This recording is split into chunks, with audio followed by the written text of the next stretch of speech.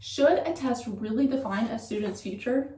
I had to take the ACT when I was in high school, and the entire time I was in high school, I was constantly told of the importance of the ACT. I know many, if not all of you, have probably had to take some form of standardized test in order to get into college today.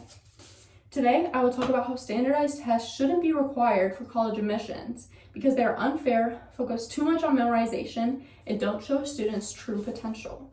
First, I will talk about the bias that is ingrained in standardized tests. Second, the overemphasis on memorization. And finally, the fact that there are several test optional policies that are equally, if not more, effective. There's a lot of bias and inequity when it comes to standardized testing. Something that I know personally is test anxiety. I know several people who didn't perform as well on the ACT or SAT because they had test anxiety, which is super common among students. And there's also an even greater level of anxiety when it comes to this exam because of the importance of it. This test could impact a student's future. So there's so much importance on it. It causes students to stress out, which is totally normal, but it affects some students more than others.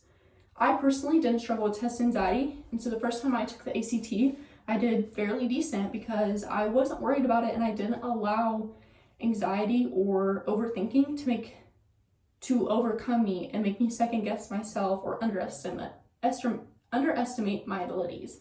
But several of my friends did struggle the first or second time that they took this exam because they were simply anxious and they allowed themselves to second guess and they allowed themselves to overthink and not trust themselves and not trust the knowledge that they knew, and therefore they didn't perform as well. And that results in some bias towards those who don't have testing anxiety versus those who do. And according to the National Education Association today, students of color, especially those from low-income families, have suffered the most from high-stake testing in U.S. schools.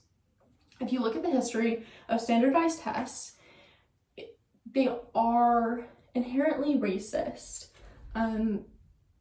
Looking back in U.S. history, standardized tests were often put in place in order to prevent people of color from achieving something. So they would have to take these exams that were inherently posed against people of color. The goal was for people of color to not pass these exams in order for whatever the goal was of the test, whatever happened after you pass, to make it more white-based. And that kind of just, when it came to standardized tests, the types of questions that were on it, it's just kind of trickled down into standardized tests that are in school.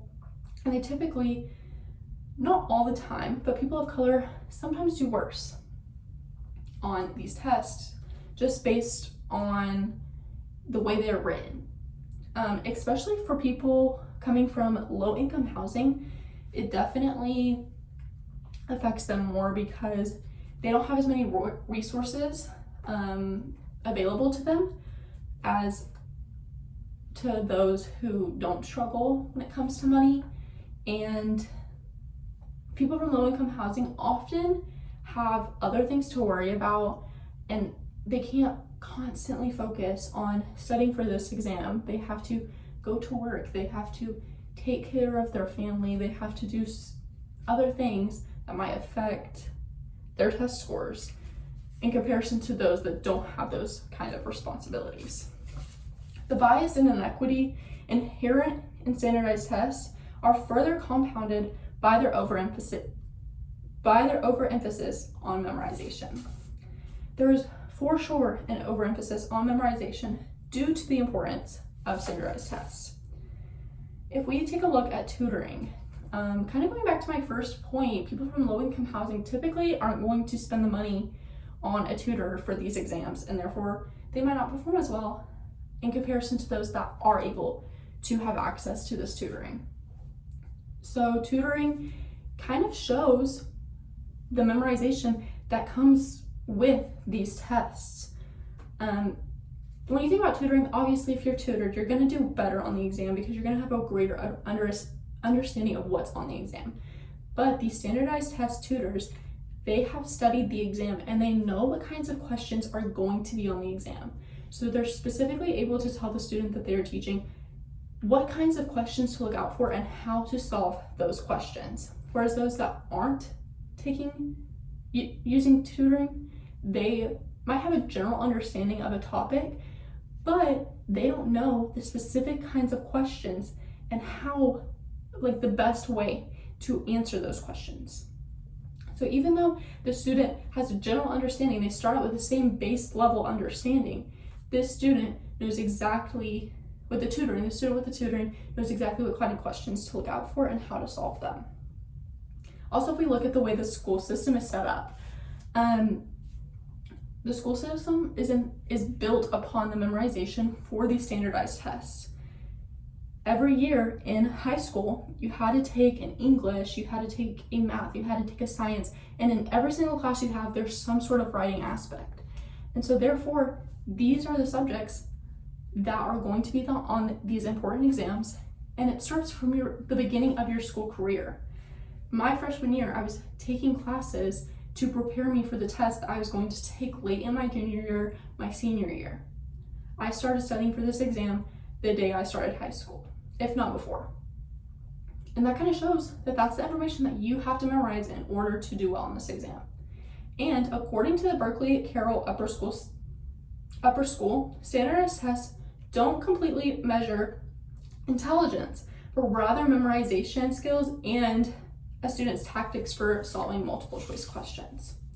In contrast to the overemphasis on memorization, test optional policies offer a more inclusive approach, allowing colleges to evaluate students based on a broader range of qualities beyond test scores. Test optional policies are more effective when comparing them to standardized tests. Test optional policies allow for a more diverse student body. The students that are going to be at the school, they're going to kind of showcase their drive. They're going to showcase their uniqueness. They're going to showcase who they are as a person. And therefore, a student is accepted into the school based on how they're going to represent that school, not just a test score. There are really smart kids who just don't do well on tests. But they're still smart, they still have drive, they still have ambition. Whereas those who maybe aren't smart, they can memorize something and they can put it on a piece of paper and get a good test score. They aren't always equal and fair when it comes to these standardized tests. The test optional policies allow for students to kind of show who they are, show the school how they're going to represent it, and gives the school more of an opportunity to choose who's on their campus.